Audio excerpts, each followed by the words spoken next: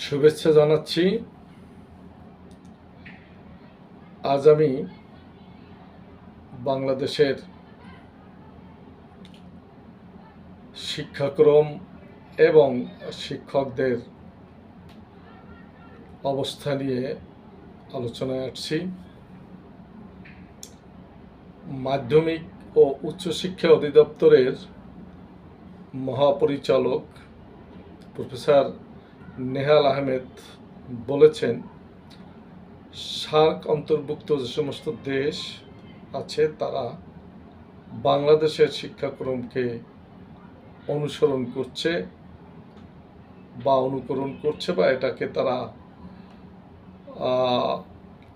পর্যবেক্ষণ করছে। তাদের দেশে এই শিক্ষাক্রমকে চালু করার চিন্তাভাবনা তারা করছেন।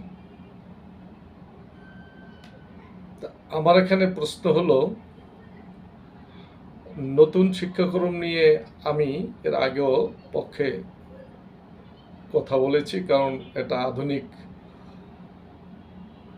সংস্করণ। তবে আমাদের দেশে এটা কতটা সফল হবে তা অনেকটা কর্তৃপক্ষের বিভিন্ন দিক, বিভিন্ন সমস্যা, চ্যালেঞ্জ এগুলোকে ফেস করতে হবে, অন্যথায় এই শিক্ষাক্রম সফল হবে না। এখন এটা আধুনিক বিশ্বের শিক্ষাক্রম, এটা সত্য।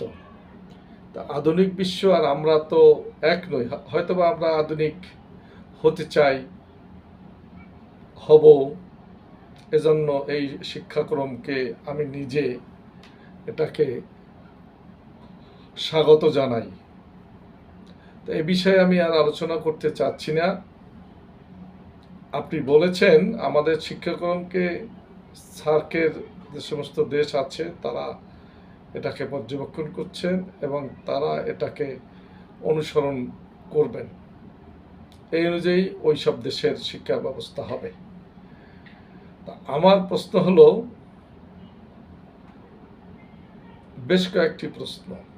এই শিক্ষাক্রম যখন বাস্তবায়নের দেশে হতে যাচ্ছে, এখানে শিক্ষাক্রমের সাথে যারা সম্পৃক্ত, সবচেয়ে যাদের গুরুত্বপূর্ণ কাজ তারা হলেন শিক্ষক। সেই শিক্ষকদের কি আধুনিক করা হয়েছে? সেই শিক্ষকদের মান এবং শিক্ষকদের জন্য যে সকল সুযোগ সুবিধা দেওয়া প্রয়োজন সেটা কি আছে? শিক্ষকদের সম্মান মর্যাদা যা প্রয়োজন তা কি আছে?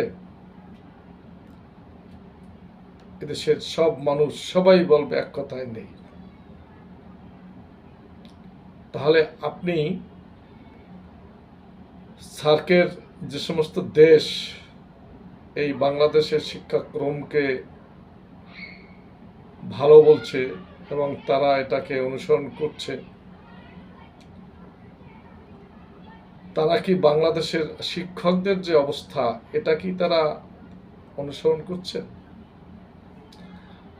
তাদের দেশের শিক্ষকদের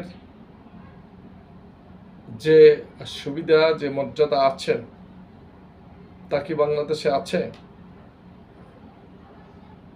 আপনি একটা কথা বলে ছেড়ে দিয়েছেন। আপনার উচিত হবে বাংলাদেশের শিক্ষাক্রম যদি পার্শ্ববর্তী দেশগুলো নিয়ে নেয় বা এটাকে তারা ফলো করে, তাহলে আপনি ওইসব দেশের শিক্ষকদের সুযোগ সুবিধা অনুসরণ করেন। আপনি কেন ওইসব দেশ বলতে সার্কেল অন্তর্ভুক্ত যারা আছে এইসব দেশের শিক্ষকদের যে সম্মান সেটা আপনি ফলো করেন না কেন? আপনি তো একজন শিক্ষক। আপনাকে যদি প্রশ্ন করা হয় আপনি কি একজন শিক্ষক হিসাবে সেই সম্মান মর্যাদা পাচ্ছেন?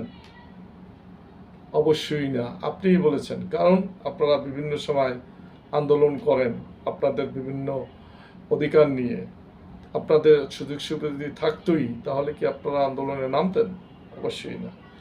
আপনিও সেই সম্মান মর্যাদা পাচ্ছেন না।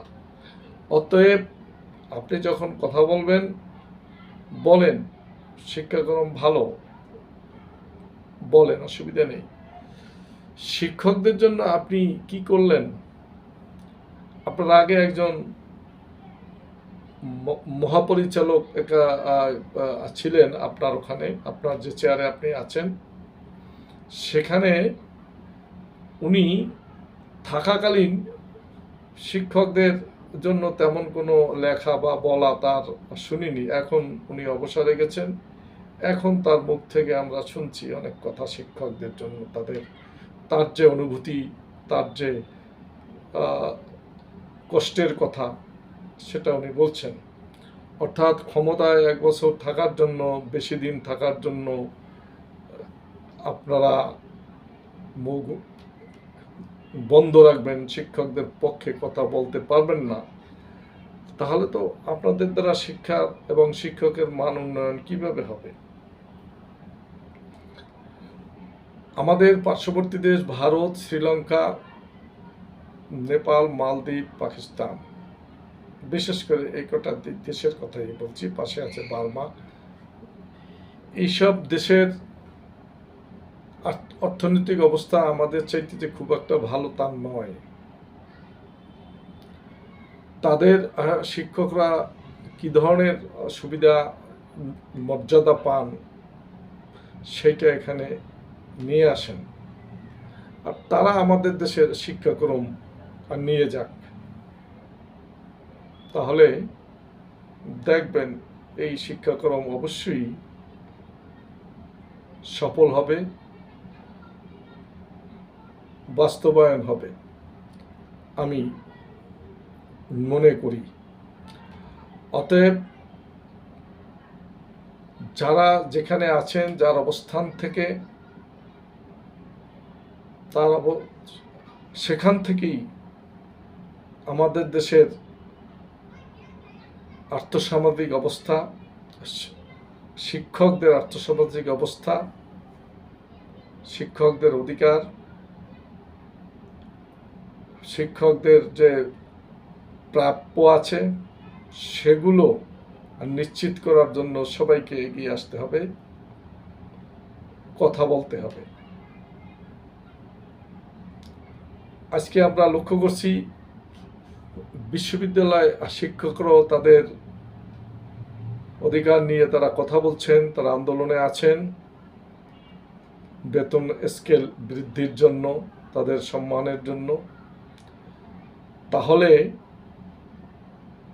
অন্যান্য শিক্ষকদের অবস্থা তো আরো করুন, আরো অবস্থা খারাপ।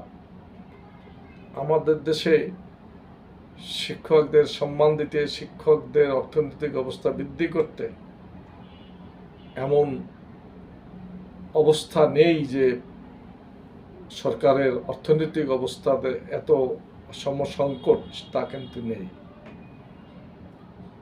এবং শিক্ষকদের সমস্যা দূর করার মতো, তাদের আর্থিক অসুবিধা দেবার মতো সক্ষমতা সরকারের আছে,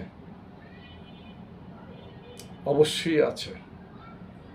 অতএব আপনি শিক্ষাক্রমকে উন্নত বলছেন, কিন্তু শিক্ষকদের সংকটের কথা আলোচনায় আসছেন না। তাদের বেতন কাঠামো, তাদের অন্যান্য সুযোগ সুবিধা অনুন্নত, নিম্নমানের। অতএব এই ধরনের সংকট থেকে দূর করার জন্য আপনাদের এগিয়ে আসতে হবে। সবাইকে, যারা বিভিন্ন পদে আছেন, প্রত্যেককেই এগিয়ে আসতে হবে। ধন্যবাদ সবাইকে।